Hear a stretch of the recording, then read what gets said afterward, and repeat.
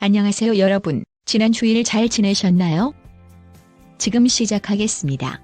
병원 투자이익 약속 받고 영리병원 이사장 등록 의혹. 동 이사장에 함께 등재된 다른 피의자는 기소 후 유죄.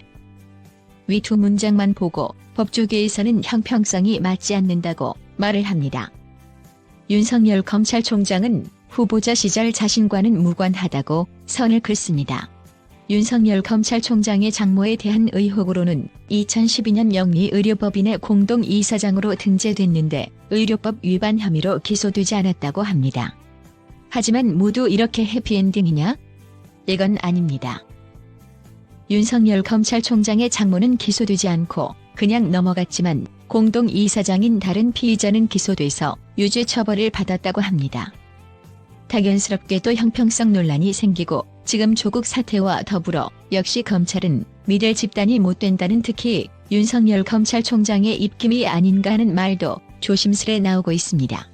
조심스럽게라고 해보았자 저도 알고 있을 정도면 거의 다 알고 있다고 봐도 무방할 것 같습니다.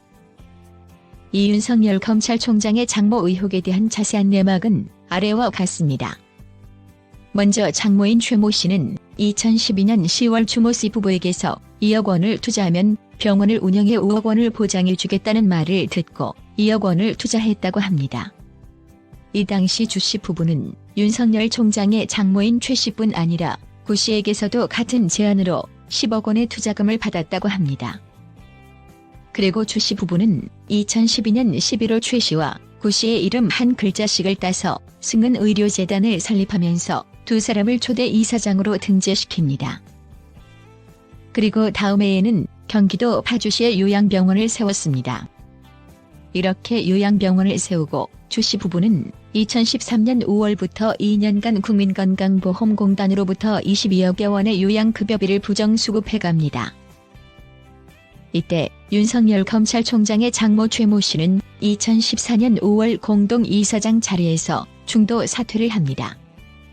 그리고 검찰은 주 씨 부부와 구 씨를 특정경제범죄 가중처벌법상 사기 및 의료법 위반 등의 혐의로 기소했는데 이들 모두 2016년 의정부 지방법원 고양지원에서 유죄를 선고받았다고 합니다.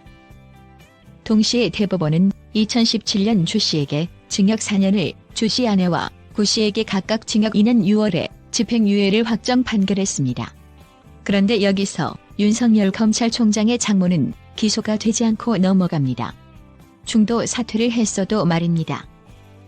여기서 의혹이 발생하는 것입니다. 입김이 들어갔다, 안 왔다라는 말로 말입니다. 다른 법조계 사람의 말로는 만약 윤석열 검찰총장의 장모가 기소됐다면 구 씨처럼 유죄를 선고받았을 사안이었다고 말합니다.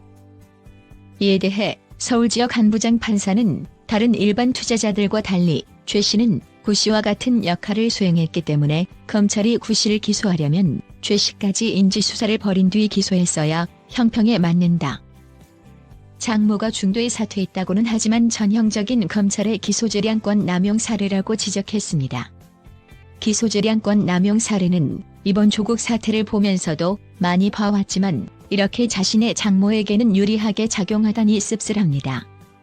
왜 서초동의 한 변호사는 윤 후보자가 개입하지 않았다고 하더라도 일반 국민의 관점에서는 왜 누구는 기소하고 누구는 기소하지 않느냐는 의문을 가질 수밖에 없는 사안이라며 의혹을 재점화해서 비웁니다.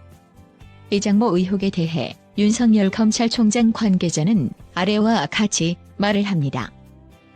합리적인 의혹 제기로도 볼 수 있지만 윤석열 검찰총장과는 전혀 무관하고 거리가 멀다. 의료법 위반 사안에서 관련자들의 가담의 적극성에 따라 기소 여부를 가른 것으로 보인다. 판결문에 장모 최 씨가 2014년 5월 주범 주 씨에게서 병원 운영과 관련된 민형사적 책임을 묻지 않기로 하는 내용의 책임 면제 각서를 받았다는 내용이 굳이 등장한 것을 보면 재판부 역시 최 씨의 가벌성이 면제된다고 본 것. 최 씨의 각서가 검찰 측 증거로 제출된 것은 투자 수익을 내려는 불법 영리의료법인이라는 점을 입증하기 위한 것으로 보인다. 그렇다면 역으로 그 각서는 결국 최 씨가 공범이었다는 증거에도 해당한다는 의미. 지금 조국 법무부 장관은 의혹은 파돼 자신과는 무관하고 모르는 일이라고 했을 때 반응들이 어땠는지 기억하시는지요? 그런데 윤석열 검찰총장님도 자신과는 무관하고 거리가 멀다? 참 내로남불질입니다. 그리고 이렇게 의혹이 많은 지금의 윤석열 검찰총장은 여담으로 이명박 BBK 사건의 면죄부를 준 검사로 기억됩니다. 당시 수사검사로 BBK 사건을 혐의 없음으로 만들어주면서 이명박 정부 때 승승장구합니다. 그러다가 박근혜 정권이 들어서고 국정원 댓글 사건을 수사하면서 좌천됩니다. 또한 고 노무현 대통령의 영원한 동지로 평가받는 강금원 씨를 구속하고 따님까지 수사한 사람이 윤석열 검찰총장이라고 합니다. 어찌 보면 지금의 검찰이 조국과 문재인 정부를 위협하는 것은 당연한 것으로도 보이고 하루빨리 검찰총장님의 의혹도 시원하게 밝혀주시길 바랍니다. 하지만 현재 새로운 주장이 나오면서 이 같은 의혹에 대한 엄정한 수사 필요성이 대두된다. A씨가 인터넷 언론인 연대 취재본부에 안 모 씨 사건에서 최 씨와 검찰과의 유착 의혹을 제기한 것으로 A씨는 안 모 씨 사건과 관련해 신한저축은행에 위조된 잔고증명서를 믿고 장모 최 씨가 발행한 당좌 수표를 할인해줬다가 해당 수표가 지급정지되면서 현재 최 씨와 민사소송으로 다투고 있는 당사자다.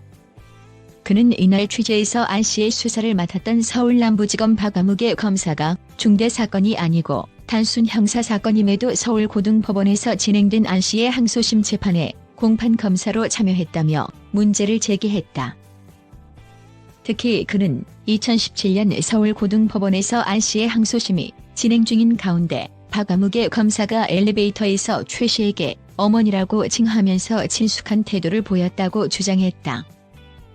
A씨의 이 같은 주장은 인터넷 언론인 연대 취재본부가 당시 법정에서 확인한 최 씨의 증언과 맞물려 해석하면 검찰이 최 씨의 사위인 윤석열을 의식해 편파적으로 수사를 한 것이 아니냐는 의심이 가능하다. 즉 최 씨는 판결문에서도 적시된 바와 같이 2017년 1월 25일 안 씨의 5번째 공판에 증인으로 출석해 위조와 행사 여부를 묻는 변호인의 질문에 350억 원 상당의 신한저축은행 잔고증명서를 위조 행사했다고 직접 자백한 사실이 있기 때문이다. 그럼에도 사건을 수사해 기소한 후 1심은 물론 이날 항소심 공판에까지 직접 참여했던 서울남부지검 박아무개 검사는 아무런 조치를 취하지 않았기 때문이다.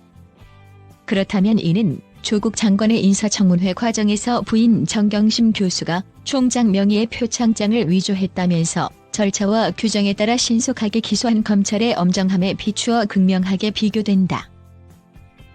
검찰과 최 씨의 유착과 관련한 새로운 목격담이 나온 가운데 정 교수의 혐의와는 비교조차 할 수 없는 350억 원 상당의 은행 잔고증명서를 위조한 장모 최 씨의 중대범죄에 대해서는 앞으로 어떻게 수사할 것인지에 대해 기대되는 대목이다.